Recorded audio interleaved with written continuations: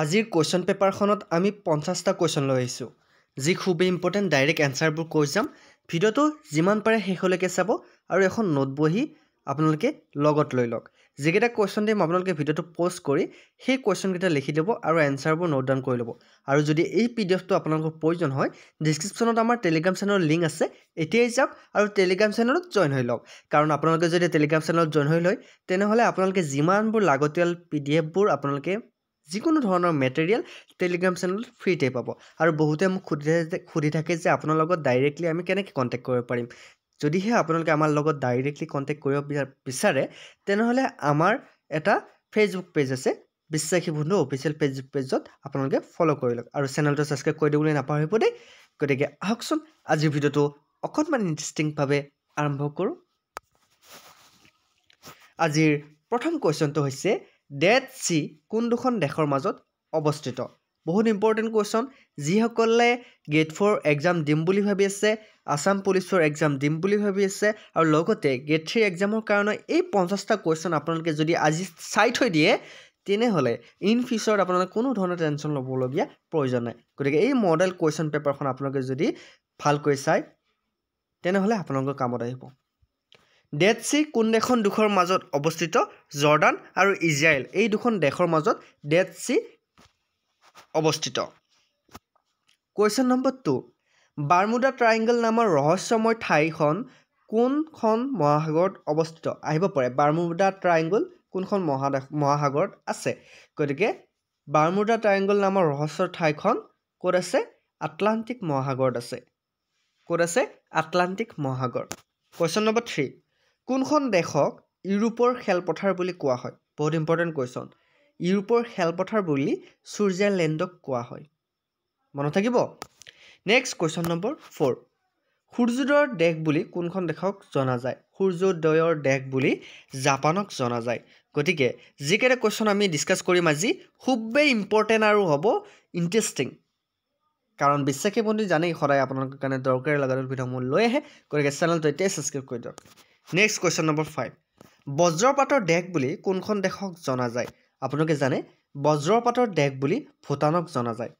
ভূটানক কি বুলি জনা যায় আকৌ কৈছোঁ বজ্ৰপাতৰ দেশ বুলি ভূটানক জনা যায়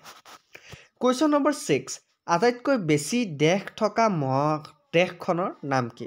আটাইতকৈ বেছি দেশ থকা মহাদেশখনৰ নাম হৈছে আফ্ৰিকা মহাদেশ অ'কে নেক্সট কুৱেশ্যন নম্বৰ 7 শুকুলা হাতীৰ দেশ বুলি কোনখন দেশক জনা যায় শুকুলা হাতী মানে য'ত বগা হাতী পোৱা যায় কোনখন দেশক জনা যায় থাইলেণ্ডক শুকুলা হাতীৰ দেশ বুলি জনা যায় কুৱেশ্যন নম্বৰ 8 বিশ্বত মুঠ কেইখন মহাসাগৰ আছে বিশ্বত মুঠ 5খন মহাসাগৰ আছে গতিকে ভালকৈ মন দিব কুৱেশ্যন নম্বৰ 9 বিশ্বত মুঠ কেইখন মহাদেশ অৱস্থিত বিশ্বত মুঠ 7খন মহাদেশ অৱস্থিত কুৱেশ্যন নম্বৰ 10 হাজাৰ হ্ৰদৰ দেশ বুলি কোনখন দেশক জনা যায় হাজাৰ হ্ৰদৰ দেশ বুলি ফিনলেণ্ডক জনা যায় হয়নে interesting question next question number 11 কোনখন ঠাইক পৃথিৱীৰ মধুজ বুলি কোৱা হয় পামিৰ মালভূমি পৃথিৱীৰ মধুজ বুলি কোৱা হয় এইটো কুৱেশ্যনৰ এনচাৰটো মই দিয়াৰ আগতে আপোনালোকে দিয়ক যে কুৱেশ্যনটো হৈছে পৃথিৱীৰ ভিতৰত আটাইতকৈ ডাঙৰ দ্বীপটো কি অকণমান মই সময় লৈছোঁ আপোনালোকে এই কুৱেশ্যনটোৰ এনচাৰটো দিয়কচোন কোনে কোনে জানে মই এনচাৰটো দিয়াৰ আগতে পৃথিৱীৰ ভিতৰত আটাইতকৈ ডাঙৰ দ্বীপটোৰ নাম কি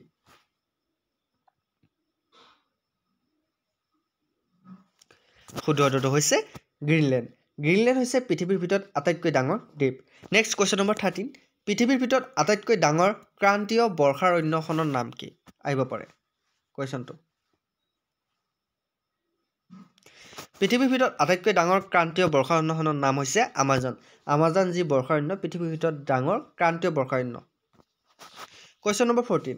অসমৰ কোনখন ঠাইক পূবৰ আমাজন বুলি কোৱা হয় অসমৰ দিহিং পাটকাই ৰাষ্ট্ৰীয় উদ্যানখনক পূবৰ আমাজন বুলি কোৱা হয় এমাজন ফৰেষ্টৰ নাম শুনিছে নহয় গতিকে আমাৰ অসমৰ এমাজন বুলি দিহিং পাটকাই ৰাষ্ট্ৰীয় উদ্যানক কোৱা হয় আহিব পাৰে কিন্তু কুৱেশ্যন নম্বৰ 15 ৰাষ্ট্ৰসংঘ প্ৰতিষ্ঠা হোৱাৰ সময়ত মুঠ সদস্য ৰাষ্ট্ৰৰ সংখ্যা কিমান আছিল কুৱেশ্যনটো আকৌ এবাৰ কওকচোন শুনক ৰাষ্ট্ৰসংঘ প্ৰতিষ্ঠা হোৱাৰ সময়ত মুঠ সদস্য ৰাষ্ট্ৰৰ সংখ্যা কিমান আছিল ইয়াৰ শুদ্ধ উত্তৰটো হৈছে 51খন আছিল 51 খন কিমানখন 51খন অতি কম সময়ৰ ভিতৰত আমি 50টা কোৱেশ্চন কমপ্লিট কৰি দিম ভিডিঅ'টো কেনে পাইছে জনাবলৈ নাপাহৰিব আৰু যদিহে আপোনালোকে আমাৰ বিশ্বাসী বন্ধু নতুনকৈ ব্লগ চেনেল এটা খুলিব বিচাৰিছো আপোনালোকে যদি সাপোৰ্ট কৰে তেনেহ'লে ব্লগ চেনেলটো অতি সোনকালে আমি খুলিম আপোনালোকে সাপোৰ্ট কৰিব সো তাতেও ধুনীয়া ভিডিঅ' আপোনালোকে পাই থাকিব কোৱেশ্চন নম্বৰ 16 কিমান চনত ৰাষ্ট্ৰসংঘ প্ৰতিষ্ঠা হৈছিল এইটো কোৱেশ্চন প্ৰায় পৰীক্ষাত আহি থাকে মনত ৰাখিব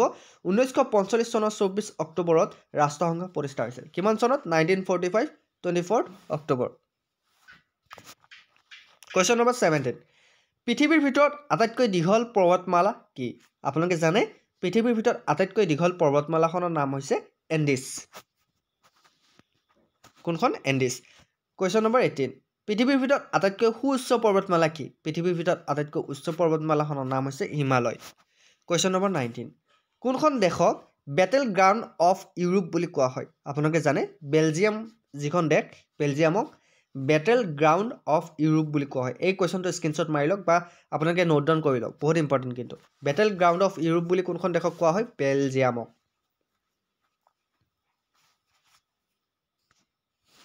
কোৱেশ্চন নম্বৰ 20 মাউণ্ট এটিনা এটা সক্ৰিয় আগ্নেয়গিৰি বিশ্বৰ কোনখন দেশত অৱস্থিত মাউণ্ট এটিনা আছে ইটালীত ক'ত আছে ইটালীত আছে আৰু এইটো সক্ৰিয় আগ্নেয়গিৰি মনত থাকিব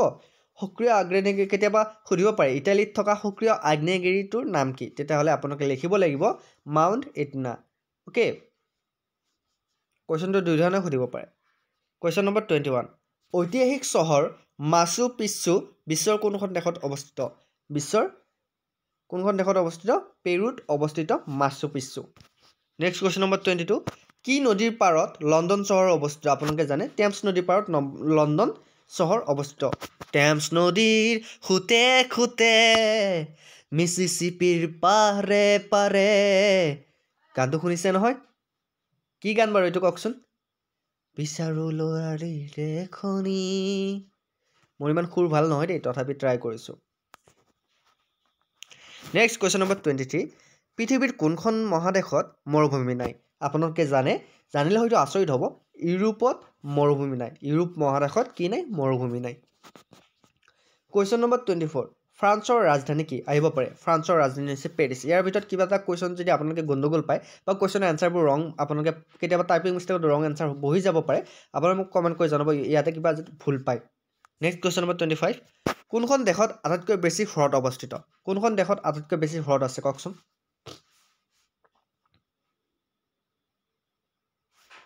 ইয়েছ কানাডাত আছে কানাডাত আটাইতকৈ বেছি হ্ৰদ আছে কোৱেশ্চন নম্বৰ 26 ইমু চৰাই কোনখন দেশত পোৱা যায় আপোনালোকে জানে ইমু চৰাই ক'ত আছে অষ্ট্ৰেলিয়াত পোৱা যায় কোৱেশ্চন নম্বৰ 27 পৃথিৱীৰ ভিতৰত আটাইতকৈ সুউচ্চ জলপ্ৰপাতৰ নাম কি আৰু ই বিশ্বৰ কোনখন দেশত অৱস্থিত এই কোৱেশ্চনটোৰ এনসাৰ দিয়কচোন শুদ্ধ উত্তৰটো হৈছে এঞ্জেল জলপ্ৰপাত আৰু ই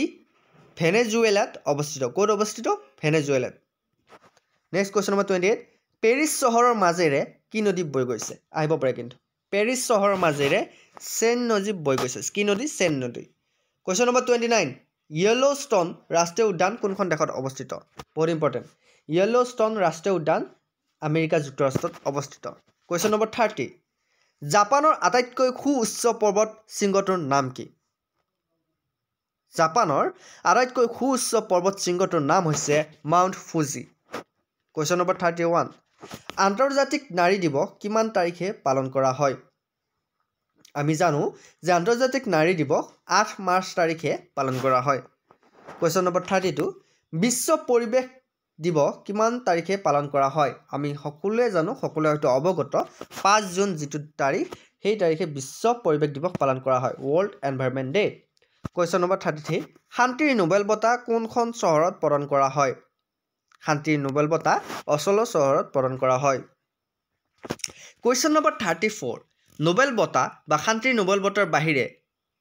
কোনখন চহৰত প্ৰদান কৰা হয় নোবেল বঁটা কোনখন চহৰত প্ৰদান কৰা হয় ইয়াৰ শুদ্ধ উত্তৰটো হৈছে ষ্টকহোম ক'ত প্ৰদান কৰা হয় ষ্টকহোমত কোৱেশ্চন নম্বৰ 35 ভাৰতবৰ্ষৰ প্ৰথম নোবেল বঁটা লাভ কৰা ব্যক্তি কোন আছিল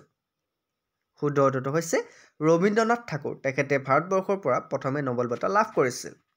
কুৱেশ্যন নম্বৰ 36 ৰবীন্দ্ৰনাথ ঠাকুৰে কোনটো বিষয়ত নোবেল বঁটা লাভ কৰিছিল তেখেতে সাহিত্যত নোবেল বঁটা লাভ কৰিছিল কুৱেশ্যন নম্বৰ 37 ৰবীন্দ্ৰনাথ ঠাকুৰে কিমান চনত নোবেল বঁটা লাভ কৰিছিল কুৱেশ্যনটো মনত ৰাখিব শুদ্ধ উত্তৰটো হৈছে 1913 চনত ৰবীন্দ্ৰনাথ ঠাকুৰে নোবেল বঁটা লাভ কৰিছিল কুৱেশ্যন নম্বৰ 38 কোনখন গ্ৰন্থৰ বাবে ৰবীন্দ্ৰনাথ ঠাকুৰে নোবেল বঁটা লাভ কৰিছিল তেখেতে গীতাঞ্জলি নামৰ গ্ৰন্থখনৰ বাবে নোবেল বঁটা লাভ কৰিছিল 1913 চনত ওকে কিমান চনৰ পৰা নোবেল বঁটা প্ৰদান কৰা হয় সকলোৱে মনত ৰখাটো উচিত যে 1901 চনৰ পৰা নোবেল বঁটা প্ৰদান কৰা হয় আজিৰ কোৱেশ্যনকেইটা কেনেকুৱা পাইছে জনাবলৈ নাপাহৰিব দেই কুৱেশ্যন নম্বৰ 40 কোনজন ব্যক্তিৰ নামানুসৰি নোবেল বঁটা প্ৰদান কৰা হয় আপোনালোকে জানে আলফ্ৰেড নোবেল তেখেতৰ নামত নোবেল বঁটা প্ৰদান কৰা হয় কুৱেশ্যন নম্বৰ 41 বৰ্তমান জনসংখ্যাৰ ফালৰ পৰা আফ্ৰিকা মহাদেশৰ আটাইতকৈ ডাঙৰ দেশখনৰ নাম কি আপোনালোকে জানি হয়তো আচৰিত হ'ব বৰ্তমান জনসংখ্যাৰ ফালৰ পৰা আফ্ৰিকা মহাদেশৰ আটাইতকৈ ডাঙৰ দেশখনৰ নাম হৈছে নাইজেৰিয়া কুৱেশ্যন নম্বৰ 42 ধৰিত্ৰী দিৱস কিমান তাৰিখে পালন কৰা হয় ধৰিত্ৰী দিৱস 22 এপ্ৰিল তাৰিখে পালন কৰা হয় ডিয়েজো গাৰ্চিয়া বিশ্বৰ কোনখন মহাসাগৰত অৱস্থিত এটা দ্বীপ দ্বীপটোৰ নাম হৈছে ডিয়েজো গাৰ্চিয়া শুদ্ধ উত্তৰটো হৈছে ভাৰত মহাসাগৰত কুৱেশ্যন নম্বৰ 44 নীল নদীৰ দান বুলি কোনখন দেশক জনা যায় নীল নদীৰ দান বুলি ইজিপ্তক জনা যায় কুৱেশ্যন নম্বৰ 45 মহাকাশলৈ যোৱা প্ৰথমজন ব্যক্তি কোন আছিল মহাকাশলৈ যোৱা প্ৰথমজন ব্যক্তিৰ নাম আহি থাকে প্ৰায় পৰীক্ষাত আহি থাকে শুদ্ধ উত্তৰটো হৈছে ইউৰি গাগৰিন মহাকাশলৈ যোৱা প্ৰথম ব্যক্তিজন হৈছে ইউৰি গাগৰিন বহুতে কি লিখে কলম্বাছ লিখে হয়নে আৰু কল্পনা চাওলা লিখে এনেকুৱা ধৰণৰ বহুতে ভুল কৰে কিন্তু মহাকাশলৈ যোৱা প্ৰথমজন ব্যক্তি হ'ল ইউৰি গাগৰিন কুৱেশ্যন নম্বৰ 46 পৃথিৱীৰ ভিতৰত আটাইতকৈ বেছি কফি উৎপাদন কৰা দেশখনৰ নাম কি আপোনালোকে জানিলে আচৰিত হ'ব ব্ৰাজিল হৈছে পৃথিৱীৰ ভিতৰত আটাইতকৈ বেছি কফি উৎপাদন কৰা দেশ কুৱেশ্যন নম্বৰ 47 পৃথিৱীৰ ভিতৰত আটাইতকৈ ডাঙৰ মহাসাগৰখনৰ নাম কি আমি সকলোৱে জানো প্ৰশান্ত মহাসাগৰ হৈছে পৃথিৱীৰ ভিতৰত আটাইতকৈ ডাঙৰ মহাসাগৰ কুৱেশ্যন নম্বৰ 48 পৃথিৱীৰ ভিতৰত আটাইতকৈ ডাঙৰ মহাদেশখনৰ নাম কি আমি সকলোৱে জানো এছিয়া মহাদেশ কুৱেশ্যন নম্বৰ 49 পৃথিৱীৰ ভিতৰত আটাইতকৈ দীঘল নদীখনৰ নাম কি আমি সকলোৱে জানো নীল নদী কুৱেশ্যন নম্বৰ 50 পৃথিৱীৰ ভিতৰত আটাইতকৈ বহল নদীখনৰ নাম কি আমাজন ওকে তো এয়া আছিল আজিৰ 50টা কুৱেশ্যন খুব কম সময়ত আনিছোঁ কুৱেশ্যনটো ইয়াৰ মাজতে যদি কিবা ভুল ভ্ৰান্তি ৰৈ গৈছে তেনেহ'লে আপোনালোকে ক্ষমা কৰি দিব আৰু ভুলবোৰ শুধৰাই ল'ব আজিৰ পাৰ্টটো কেনেকুৱা পালে চাই নাপাহৰিব ক'বলৈ আৰু লগতে আমাৰ পাৰ্ট 1ৰ পৰা আপোনালোকে আজিৰ পাৰ্টলৈকে ভিডিঅ'কেইটা সম্পূৰ্ণ কৰক কাৰণ আমি চিলেবাছ ৱাইজ লৈ আহিছোঁ আসাম টাইপ ৰিকমেণ্ডৰ লগতে আসাম পুলিচৰ বাবে বহুত ইম্পৰ্টেণ্ট ভিডিঅ' গতিকে ভিডিঅ'বোৰ চাই আপোনালোকে কমেণ্ট কৰিবলৈ নাপাহৰিব আপোনাৰ বহুত মূল্যৱান কমেণ্ট সেইবাবেহে কৈছোঁ কমেণ্টবোৰ কৰিবলৈ নাপাহৰিব তো ভিডিঅ'টো ইমানে আছিল আশা কৰোঁ চাই ভাল পালে যদিহে ভাল পাইছে লাইক কমেণ্ট শ্বেয়াৰ লগতে আৰু বিশ্বাসী বন্ধু চেনেলটো ছাবস্ক্ৰাইব কৰি দিবলৈ নাপাহৰিব আজিলৈ মানে অন্য এটা ভিডিঅ'ত আকৌ লগ পোৱাৰ প্ৰতিশ্ৰুতিৰে জয় হিন্দ জয় আই অসম